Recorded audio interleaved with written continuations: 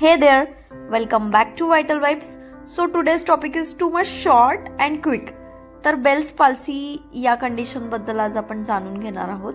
Bell's palsy ही एक अशी condition आहे ज्यामध्ये एक साइड जी असते फेसची ती वीक होते आणि पॅरलाइज्ड होते सडनली.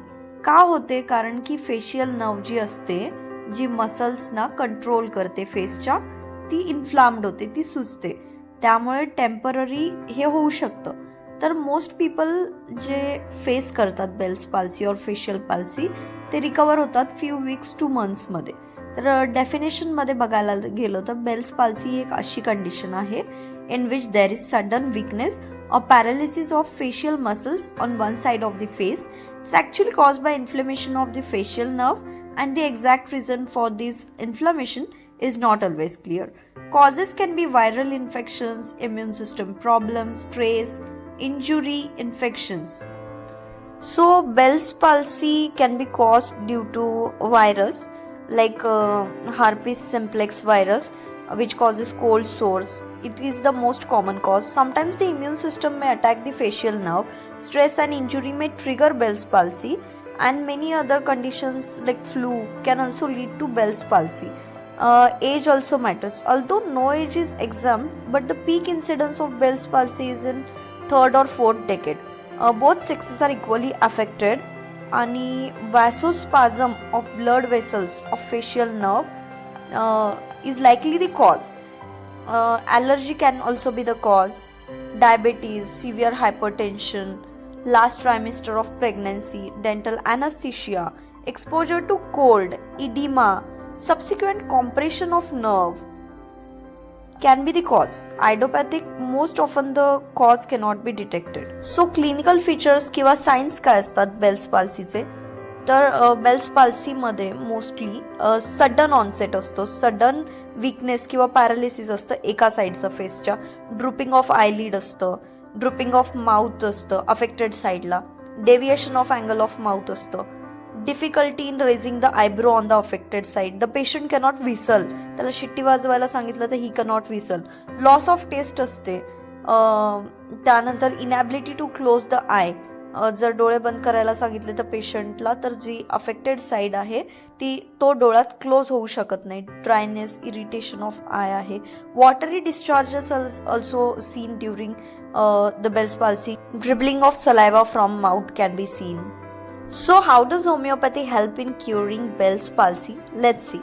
तर होमिओपॅथी कशी क्युअर करते बेल्स पाल्सीला? Based upon individualise symptoms, constitution, ते आपण बघूया. Starting from first remedy, Causticum.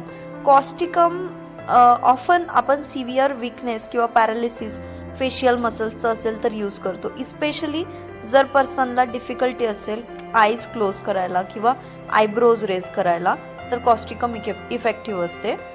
जिथे फेशियल ड्रुपिंग असतं विथ सेन्सेशन ऑफ स्टिफनेस.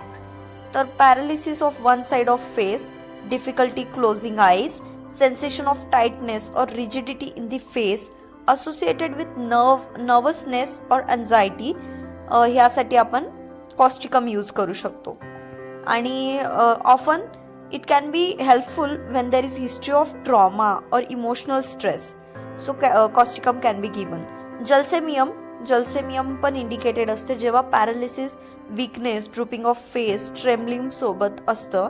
जेव्हा पर्सनला वीक फील होत आहे, हेवी, लिथार्जिक, डिझीनेस वाटत आहे, weakness, trembling of facial muscles, heaviness आहे, सेन्सेशन हेवीनेसचं आहे फेसमध्ये, difficulty raising eyebrows, smiling is difficult, drooping of eyelids, viral इन्फेक्शनशी असोसिएटेड असेल किंवा exposure to cold weather, then gelsemium can be indicated. Belladonna is also better remedy, good remedy for sudden onset of Bell's palsy, especially when there is redness, heat, inflammation, often indicated when facial paralysis comes quickly and accompanied by pain, swelling and fever. Sudden onset असू शकतो belladonna जर indicated आहे. Intense facial paralysis, redness आहे, heat आहे, swelling आहे फेसवर, throbbing pen आहे, sensation of fullness आहे फेसमध्ये, difficulty with facial expression, sensitivity to light, noise, the belladonna is indicated. हे हायपेरिकम इस्पेशली तेव्हा यूज केली जाते जेव्हा शार्प शूटिंग पेन आहे फेसमध्ये आणि it has If there is an injury to facial nerve, it's known for nerve related pain, hypericum, आणि neuralgia.